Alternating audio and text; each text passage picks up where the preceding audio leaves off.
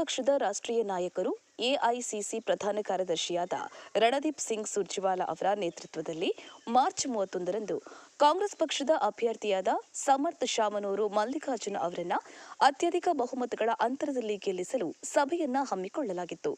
ದಾವಣಗೆರೆ ದಕ್ಷಿಣ ವಿಧಾನಸಭಾ ಕ್ಷೇತ್ರದ ಉಪಚುನಾವಣೆ ಹಿನ್ನೆಲೆಯಲ್ಲಿ ಕೆಪಿಸಿಸಿ ಅಧ್ಯಕ್ಷರು ಹಾಗೂ ಉಪಮುಖ್ಯಮಂತ್ರಿಗಳಾದ ಡಿಕೆ ಶಿವಕುಮಾರ್ ಅವರ ಅಧ್ಯಕ್ಷತೆಯಲ್ಲಿ ದಾವಣಗೆರೆ ನಗರದ ಕೆಪಿಸಿಸಿ ಕಂಟ್ರೋಲ್ ರೂಮ್ ಕಚೇರಿ ಆವರಣದಲ್ಲಿ ಸಭೆ ನಡೆಸಲಾಗಿತ್ತು.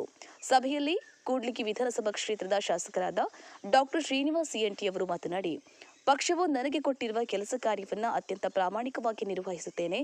ಜನರ ಬಳಿ ಹೋಗಿ ಗಮನ ಸೆಳೆಯುತ್ತೇನೆ. ಈ ಮೂಲಕ ನಮ್ಮ ಪಕ್ಷದ ಅಭ್ಯರ್ಥಿಯಾದ ಶ್ರೀಯುತ ಸಮರ್ಥ್ ಶಾಮನೂರು ಮಲ್ಲಿಕಾರ್ಜುನ ಅವರ ಪರ ಮತ ಕೇಳಿ ಹೆಚ್ಚಿನ ಮತಗಳ ಅಂತರದಲ್ಲಿ ಗೆಲ್ಲಿಸಿಕೊಂಡು ಬರಲು ನನ್ನದೇ ಆದ ತಂತ್ರಗಾರಿಕೆಯಲ್ಲಿ ಅತಿ ತೀವ್ರಗತಿಯಲ್ಲಿ ಮತ ಪ್ರಚಾರ ಮಾಡುತ್ತೇನೆ ಎಂದು ಹೇಳಿದರು. ಈ ಸಂದರ್ಭದಲ್ಲಿ ಅನೇಕ ಸಚಿವರು, ಶಾಸಕರು, ಸಂಸದರು, ವಿಧಾನ ಪರಿಷತ್ ಸದಸ್ಯರು, ವಿವಿಧ ಪದಾಧಿಕಾರಿಗಳು, ಮುಖಂಡರು, ಕಾರ್ಯಕರ್ತರು ಉಪಸ್ಥಿತರಿದ್ದರು. ರಾಜೇಂದ್ರ ಸಿ, ಜೈ ಭೀಮ್ ನ್ಯೂಸ್ 24x7 ಇದು ಬಹುಜನರ ನ್ಯಾಯಕ್ಕಾಗಿ.